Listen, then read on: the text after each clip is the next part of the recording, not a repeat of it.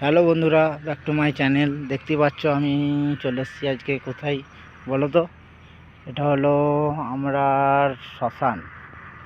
তো তোমরা দেখতেই পাচ্ছ শ্মশানের মন্দির রয়েছে, বেশ সাগলাগিয়ে মনে হচ্ছে না যে এটা শ্মশান বলে, মনে হচ্ছে পার্ক। কিন্তু একটা বট গাছ দেখতেই পাচ্ছ। চলো দেখতে থাকি। শ্মশানে যে মন্দিরের গেট দেখতেই পাচ্ছ, লেখা রয়েছে স্বর্গপথ।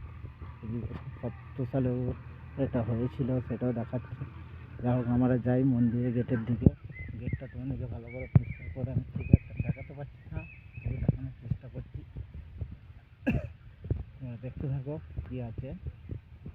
এদিকটা রয়েছে তোমার কিছু ফুলের গায়ে লাগানো আছে, আর এদিকটা সব ফুটবল খেলাচ্ছে দেখতেই পাচ্ছ, তো একটু মাঠের মতো।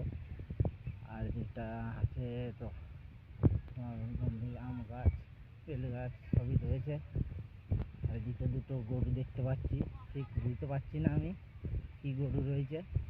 আচ্ছা, এদিকটা আমার বহু কিছু একটা বলার চেষ্টা করছে, কিন্তু তোমাদেরকে ঠিক বলতে পারছি না। এদিকে দেখো, এই যে নন্দী মহারাজ, এই যে মহারাজ। আচ্ছা, আরও দেখায় তোমাদের মন্দিরে কারুকার্য কাজ করে কীরকম। দেখো মা কালীর মন্দির এটা তোমাদেরকে দেখানোর চেষ্টা করবো। কিছু দেবী দেখো শ্মশান এটাই রয়েছে, মন্দিরটা একটু দেখায়।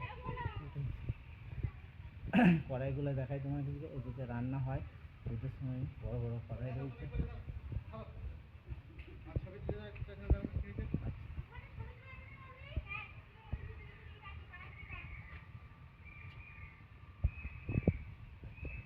একটু সময় নষ্ট হলো বন্ধুরা, কিছু মনে করো না।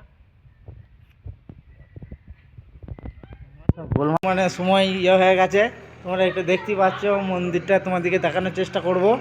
মন্দিরটাই যে রয়েছে কাছেই, দেখে নাও। মন্দিরে ঠাকুর নাই অবশ্য, পুজোর সময় ঠাকুর থাকে, এখন ঠাকুর নাই। মন্দিরটা বেশ ভালোই, আমার তো ভালো লেগেছে, তোমাদের কেমন লেগেছে জানি না। যাই হোক, এই দিকটা কী দেখা যাচ্ছে? আচ্ছা, এই দিকটা হোম হয়, এইখানটাতে মায়ের পুজোর সময় হোম হয়।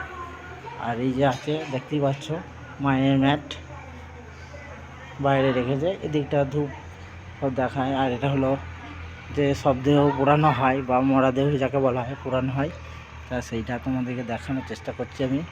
আর এই দিকটা একটা ঘাটের মতো রয়েছে, এখানটা জল নেই। চলো দিকটা দেখাই তোমাদেরকে। আর এই একটা কি স্থানের মতো রয়েছে, হয়তো কেউ সমাধি করেছে। যাই হোক, এই যে আমার ভাগনা দাঁড়িয়ে রয়েছে, এটা আমাদের কি বলে ঘন্টু, আমাদের দিশা। তো ঘন্টা বাজছে।